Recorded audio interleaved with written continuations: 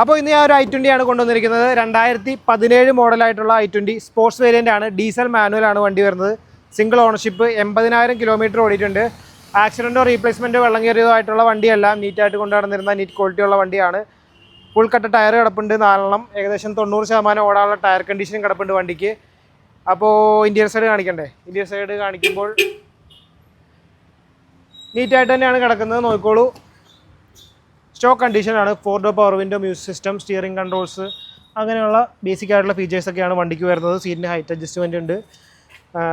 പിന്നെ അതെ റിയർ ഭാഗം കൂടി നോക്കിക്കോളൂ. ബാക്കിലേക്ക് AC വെൻറ്റ് വരുന്നുണ്ട്. നീറ്റായിട്ട് തന്നെയാണ് കിടക്കുന്നത്. ബാക്ക് സൈഡ് കൂടി ഒന്ന് കാണിച്ചു കൊടുത്തോളൂ. നല്ല കിടിലൻ പെയിൻറ്റ് ക്വാളിറ്റി ആണെങ്കിലും വണ്ടിയുടെ ആ ഒരു മൊത്തത്തിലുള്ള ക്വാളിറ്റി ആണെങ്കിലും എല്ലാം നല്ല കിടുവായിട്ട് തന്നെയാണ് കിടക്കുന്നത്. അപ്പോൾ വണ്ടിക്ക് നമ്മൾ പറയുന്ന വില 5,90,000 ആണ്. 5,90,000 ഫിനാൻസ് കയറുന്ന വണ്ടിയാണ്. ഏകദേശം ഒരു 50-60 രൂപയൊക്കെ ഡൗൺ പേയ്മെൻറ്റ് അടയ്ക്കാനുണ്ടെന്നുണ്ടെങ്കിൽ ഈ വണ്ടി ഫിനാൻസ് ചെയ്ത് എടുത്തുകൊണ്ട് പോകുന്നതാണ്. അപ്പോൾ വണ്ടി വാങ്ങിക്കാനും വണ്ടിയെ പറ്റി അറിയാനായിട്ട് താഴെ കാണുന്ന നമ്പറിലേക്ക് വേഗം വിളിച്ചോ.